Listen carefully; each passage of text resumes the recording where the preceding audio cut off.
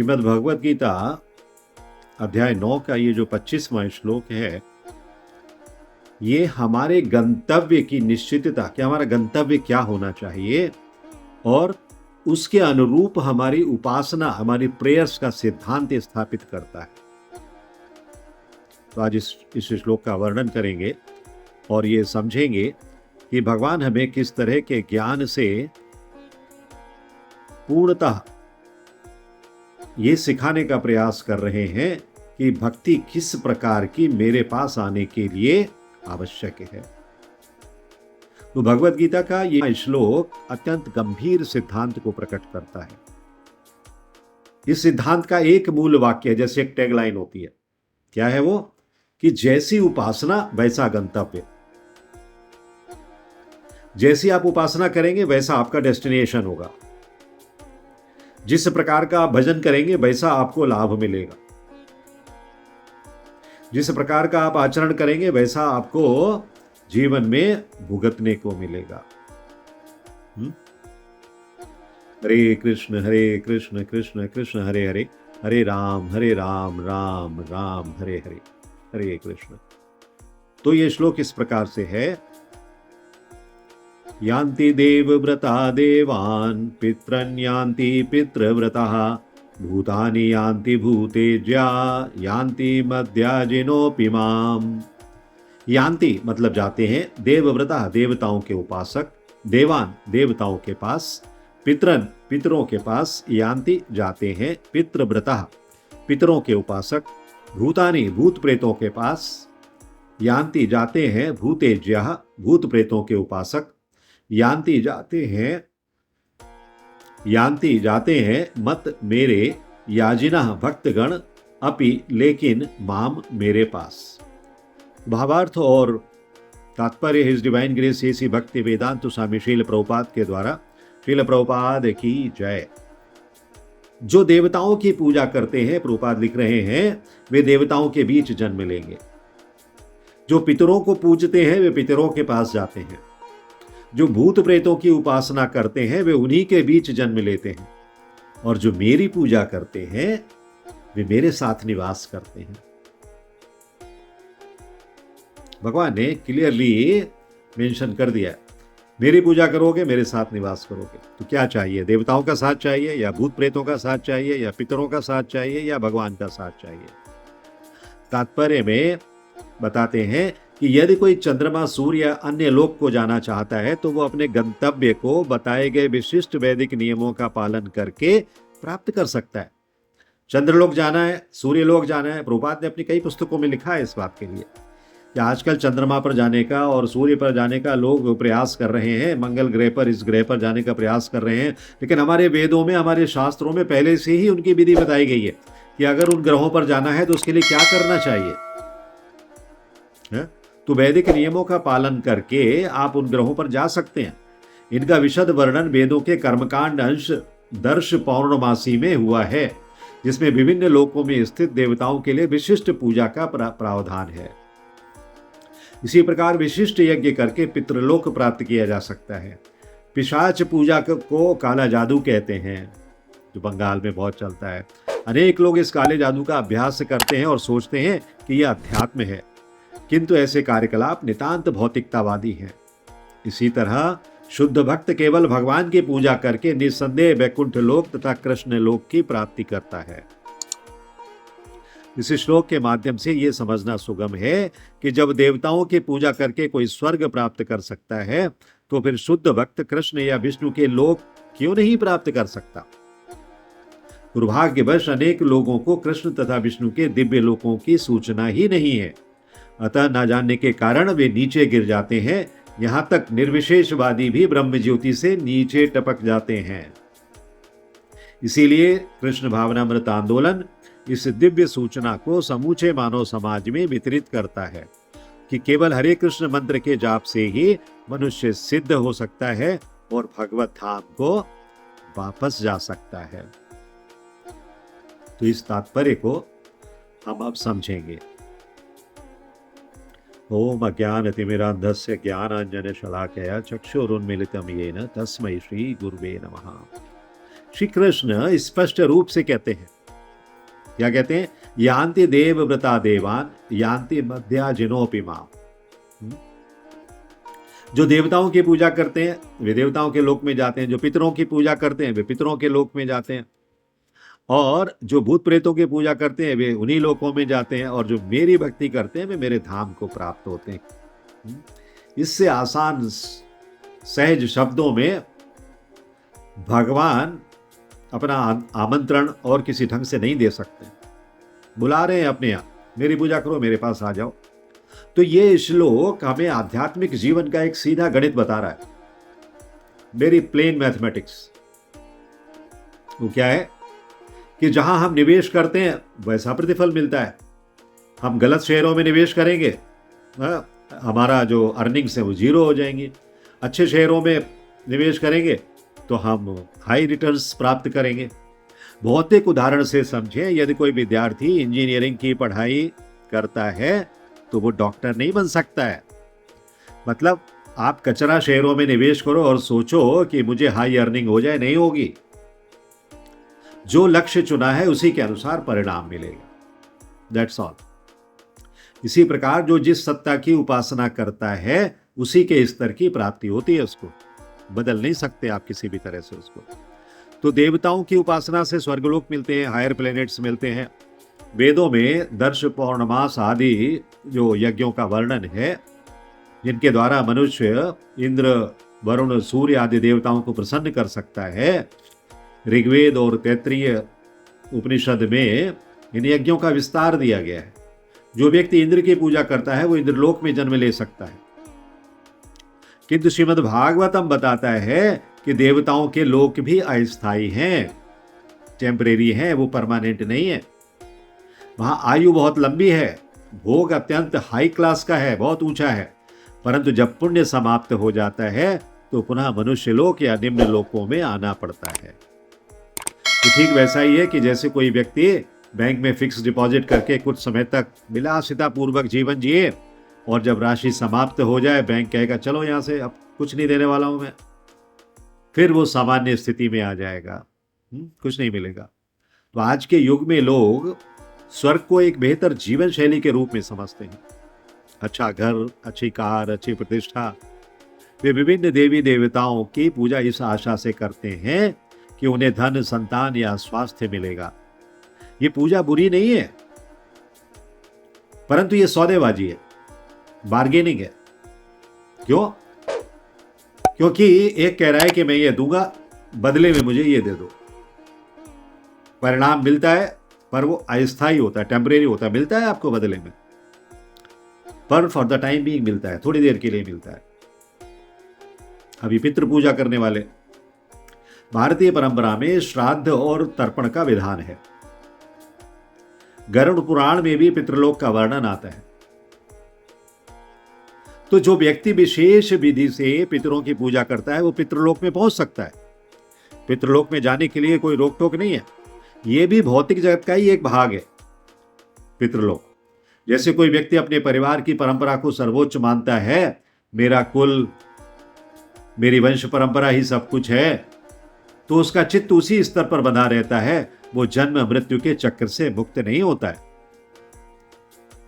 आधुनिक उदाहरण से इसे समझें, यदि कोई व्यक्ति केवल पारिवारिक प्रतिष्ठा के लिए जी रहा है कि लोग क्या कहेंगे इसलिए मुझे ये करना है,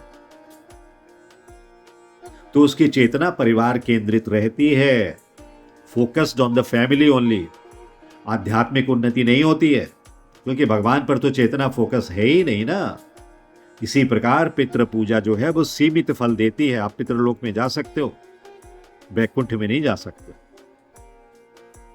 तीसरा, भूत प्रेतों का बताया, और तामसिक साधनाएं। जो तामसिक साधना करते हैं वो भूत प्रेतों कह जाते हैं। जो काला जादू होता है वो सब तामसिक साधना है। शास्त्रों में यक्ष हुए, राक्षस हुए, पिशाच हुए, इन लोगों का भी वर्णन है ना। अथर्ववेद में तांत्रिक और तामसिक अनुष्ठानों का उल्लेख है। तो जो व्यक्ति ब्लैक मैजिक या काला जादू या तांत्रिक शक्तियों के पीछे भागता है वो उन्हीं लोकों में जा सकता है। आज भी बहुत सारे लोग कुछ तंत्र मंत्र द्वारा दूसरों को हानि पहुंचाने का प्रयास करते हैं। वे सोचते हैं कि यह आध्यात्मिक शक्ति है, परंतु यह पूर्णतः भौतिक और तामसिक शक्ति है, काला जादू। इसका परिणाम क्या होता है? भय, अशांति और अधोगति। इसके अलावा और कुछ नहीं। करने वाले के लिए भी और जिस पर किया जा रहा है उसके लिए भी, दोनों। हाँ, दोनों भय, अशांति और अधोगति को प्राप्त करते हैं। इसके लिए भी एक भौतिक जगत का उदाहरण लेते हैं कि यदि कोई व्यक्ति अपराध जगत में जाता है, क्रिमिनल, क्राइम कर रहा है, तो अंततः वो कहां पहुंचेगा? प्राइम मिनिस्टर की कुर्सी पर पहुंच जाएगा क्या?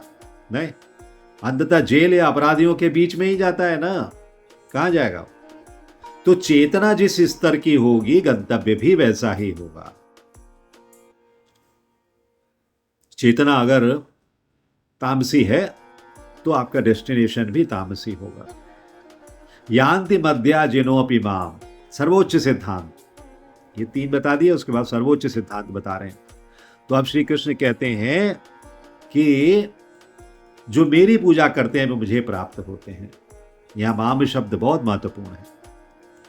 ये केवल ब्रह्म ज्योति नहीं, बल्कि भगवान का निज धाम बैकुंठ गोलोक धाम के लिए बता रहा है। ब्रह्म संहिता 5.29 में गोलोक वृंदावन का वर्णन है, जहां हर वस्तु चिंतामणि है और हर वृक्ष कल्प वृक्ष है।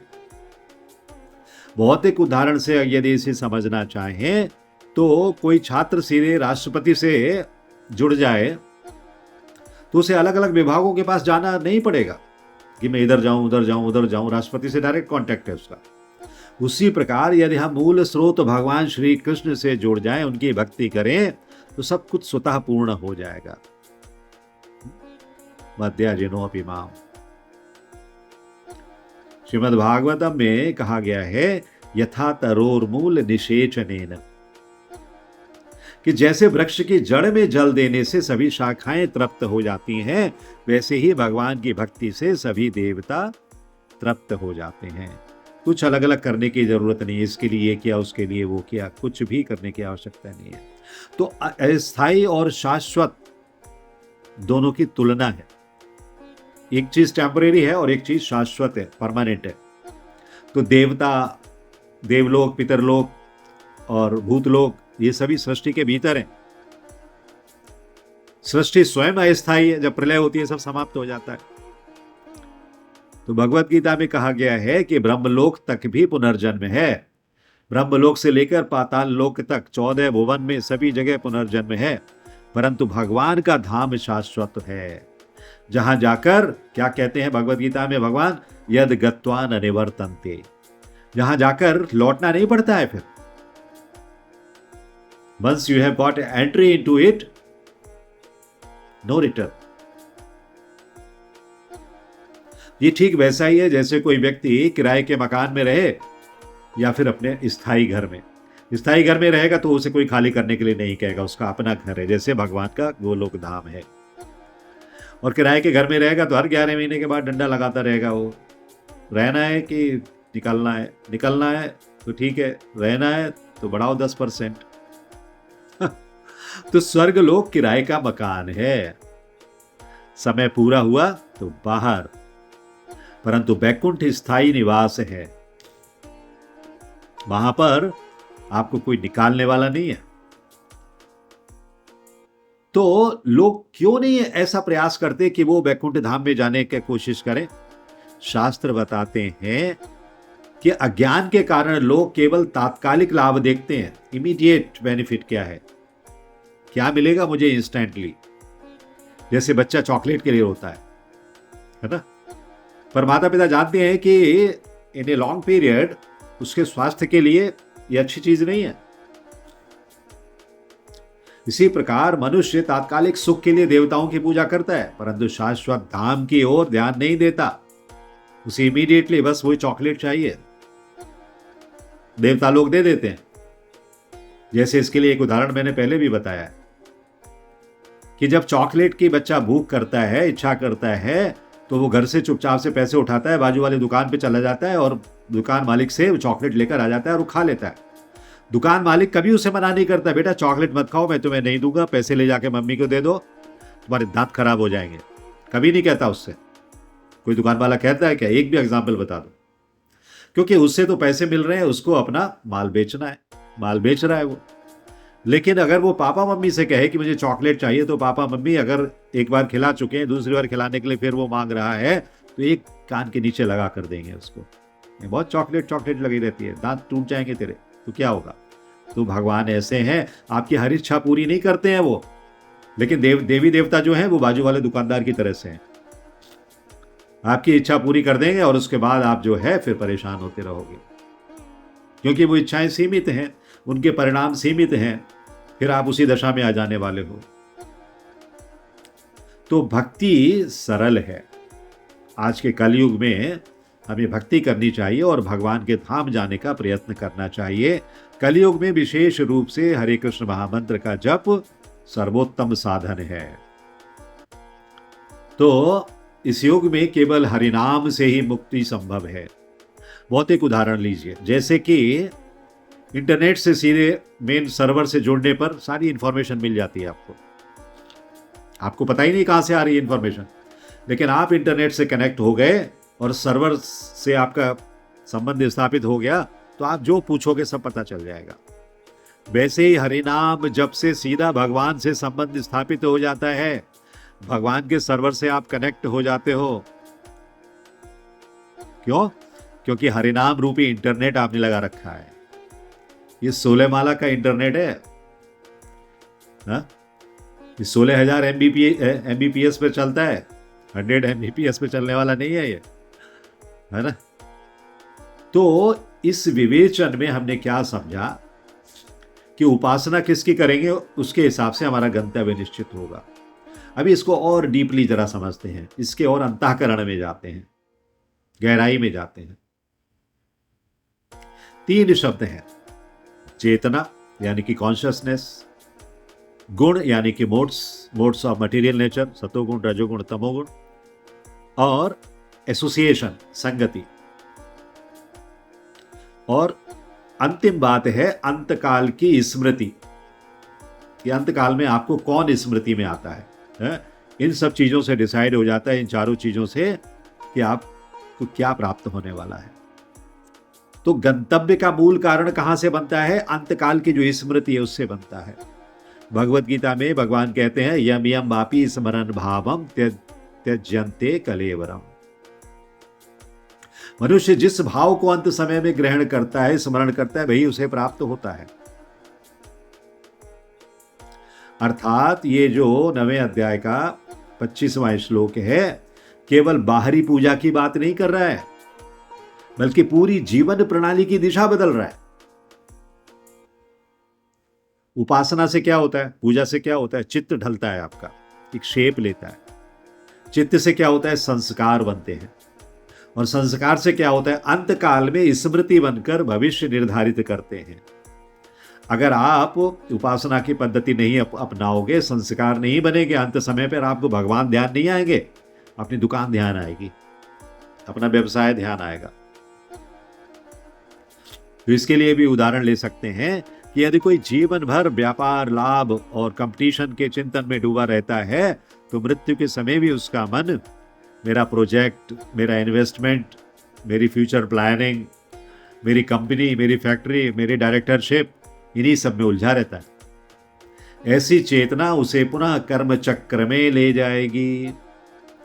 परंतु यदि कोई व्यक्ति भगवान के नाम, रूप, लीला, गुण और सेवा में रत है, तो अनंत काल में, मतलब अंतकाल में वही स्मृति उसे दिव्य धाम की ओर ले जाएगी। कितनी श्रेष्ठ बात। तो अभी 3 गुण और उपासना का संबंध। तो 3 गुण जो है, सृष्टि पूरी सतोगुण, रजोगुण और तमोगुण, इन 3 गुणों से संचालित हो रही है। हम बच नहीं सकते हैं इसको। श्रीमद् भागवतम कहता है कि सतोगुण से ज्ञान उत्पन्न होता है, रजोगुण से कर्म करने की प्रवृत्ति पैदा होती है, और तमोगुण से अज्ञान पैदा होता है। देवताओं की उपासना प्रायः रजोगुण और सतोगुण मिश्रित होती है, फल की इच्छा रहती है वहां पर। और पितृ पूजा जो है वो परंपरागत कर्तव्य है, परंपरा से हो रहा है इसलिए आप कर रहे हो, ये भी सतोगुण और रजोगुण में मिक्स में आती है। भूत प्रेतों की साधनाएं तामसिक हैं, ये अज्ञान और भय की प्रतीक है। परंतु शुद्ध भक्ति निर्गुण है। निर्गुण का मतलब ये नहीं है कि गुणहीन है, गुण है उसमें, लेकिन भगवान के साकार स्वरूप के आधार पर है। वो बाकी के तीनों गुणों से परे है। अभी एक और उदाहरण से समझते हैं इसको। तीन गुणों को तीन प्रकार के चश्मे मान लीजिए। लाल चश्मा पहनने पर दुनिया लाल दिखेगी, है ना। नीला चश्मा पहनने पर नीली दिखेगी। परंतु यदि चश्मा उतार ही दिया जाए तो वास्तविकता स्पष्ट दिखेगी, है ना। भक्ति वही अवस्था है जहां आत्मा अपने शुद्ध स्वरूप में जागती है। असली स्वरूप दिखता है, वहां पर कोई चश्मा नहीं होता है आंखों पर। और तीसरी चीज हमने बताई संगति, एसोसिएशन। तो मनुष्य जिस संगति में रहता है उसी की ओर आकर्षित होता है। चैतन्य चरितामृत में कहा गया है कि सत्संग से भक्ति उत्पन्न होती है। यदि कोई व्यक्ति देवताओं के भोग विलास कथाओं में रत रहता है तो उसका मन भोग की ओर झुकेगा। वो ये सोचेगा फलाने देवता भी तो कर रहे हैं। इंद्र के यहाँ देखो हमेशा अप्सराएं डांस करती रहती हैं, नृत्य करती रहती हैं, तो हम भी इंद्र जैसे ही बनना चाहेंगे। बहुत सारी लक्ष्मी हो हमारे पास, बहुत सारे नौकर चाकर हों। तो यदि वो तामसिक संगति में रहेगा तो उसका चित्त अधोगति में जाएगा। परंतु यदि वो साधु संग में रहेगा, नाम संकीर्तन में रहेगा, तो उसकी चेतना स्वतः दिव्य बन जाएगी। उठ जाएगा वो, इस भूलोक की जो स्थिति है उससे उठ जाएगा। आज के समय में क्या है, हमारा एसोसिएशन क्या है ना, डिजिटलाइज हो गया है।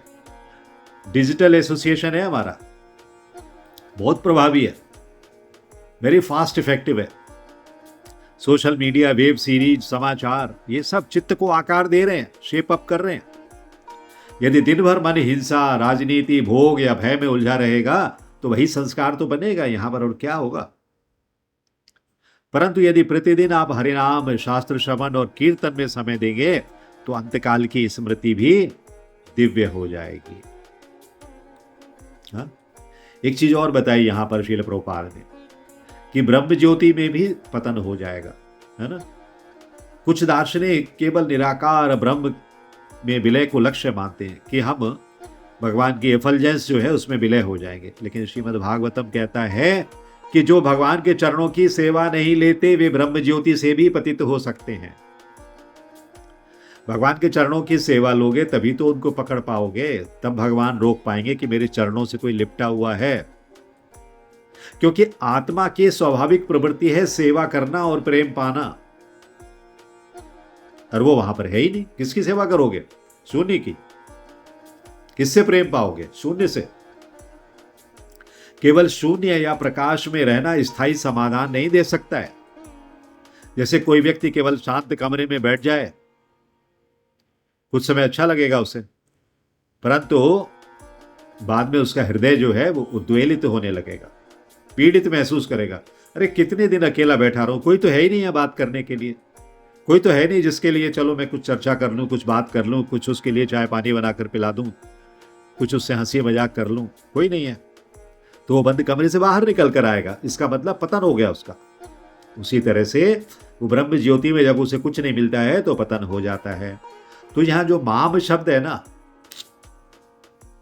माम शब्द केवल मुक्ति का प्रतीक नहीं है, बल्कि उस पॉजिटिव प्रेममयी जीवन का संकेत है जो भगवान के धाम में जाकर ही मिलता है।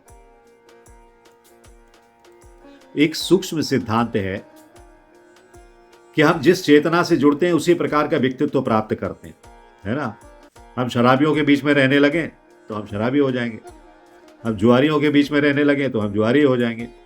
तो देवताओं के लोक में रहते हैं तो हम देवताओं के समान देह प्राप्त कर सकते हैं। पितृलोक में रहेंगे तो पितृ जो है सब सूक्ष्म है, तो हम उनके जैसे पितृदेह प्राप्त कर लेंगे। भूतलोक में रहेंगे तो भूत प्रेत बन जाएंगे, और भगवान के धाम में रहेंगे तो क्या बनेंगे? सच्चिदानंदमयी आध्यात्मिक देह प्राप्त करेंगे। ये ठीक वैसे ही है जैसे नौकरी के क्षेत्र के अनुसार यूनिफॉर्म मिलती है ना। पुलिस में गए तो खाकी यूनिफॉर्म मिलेगी, नेवी में गए तो ब्लू यूनिफॉर्म मिलेगी, एयरफोर्स में गए तो वाइट यूनिफॉर्म मिलेगी। तो सेना में अलग अलग जैसे यूनिफॉर्म होती हैं, या मेडिकल में गए तो वहाँ वाइट यूनिफॉर्म मिलेगी। अलग अलग प्रकार के, अस्पताल में अलग, सेना में अलग, कारपोरेट्स में अलग, अलग अलग यूनिफॉर्म है। ऐसा ऐसा ही यहाँ पर ये सारे लोगों के बारे में है। गंतव्य जैसे ही आपका बदला, डेस्टिनेशन आपका बदला, आपकी पहचान बदल जाती है। आप एयरफोर्स में थे, वाइट पहनते थे, हाँ, आप आ गए किसी कारपोरेट में तो वहाँ के हिसाब से आपको मिलेगा ड्रेस, है ना। तो एक भक्ति ऐसी है जहाँ सब कुछ मिल जाता है एक ही छतरी के नीचे।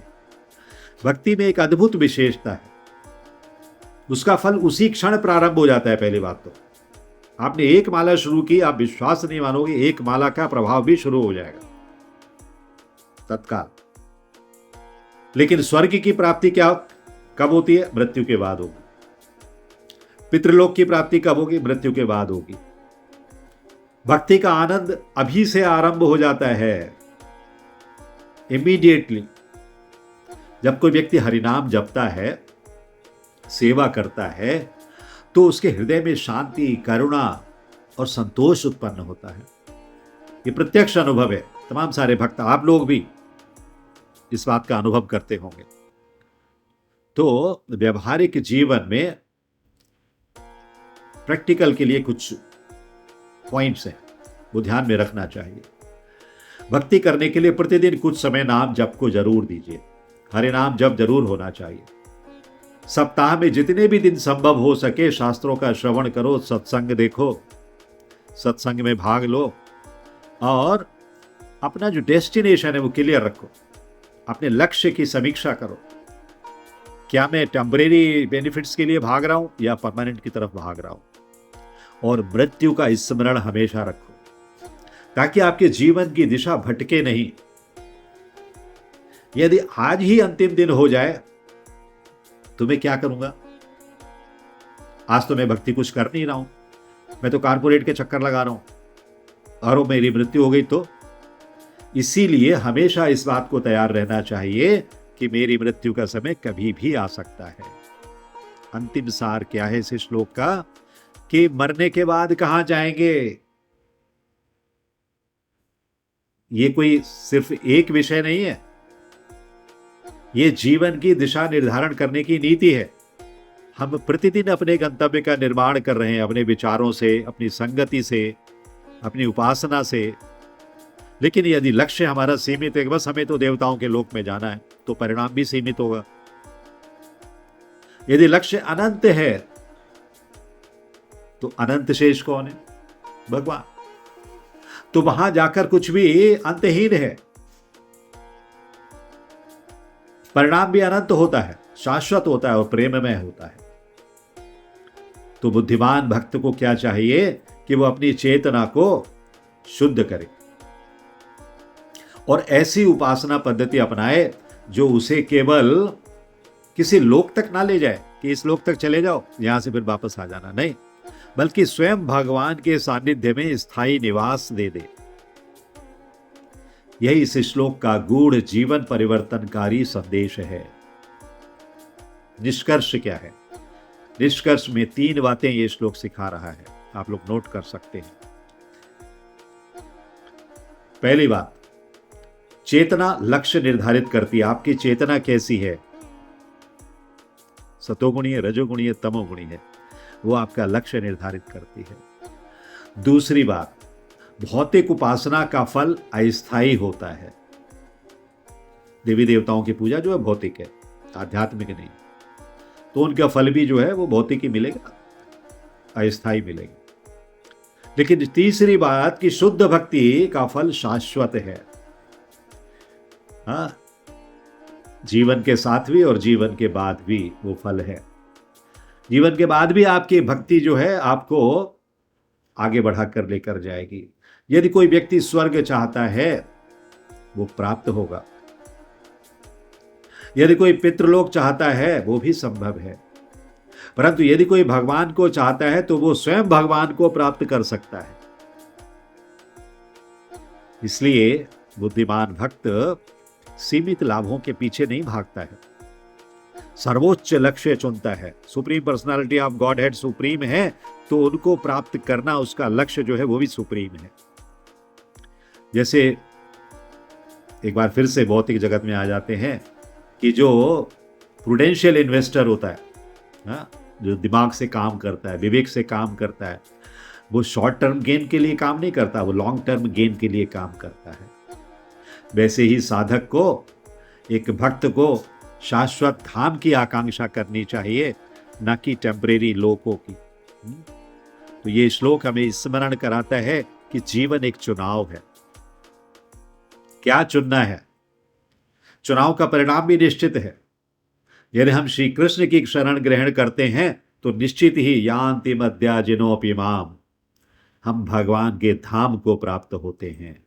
हरे कृष्ण कृष्ण कृष्ण हरे हरे, हरे राम राम राम हरे हरे, हरे Krishna. If you like this video, press the like button and share it with your family and friends. If you want to watch more such videos, please subscribe to our channel, and for getting updates, press the bell icon.